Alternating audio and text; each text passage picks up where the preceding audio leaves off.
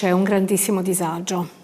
Un disagio talmente grande che porta la persona a non gestire più in modo sano, naturale le proprie azioni.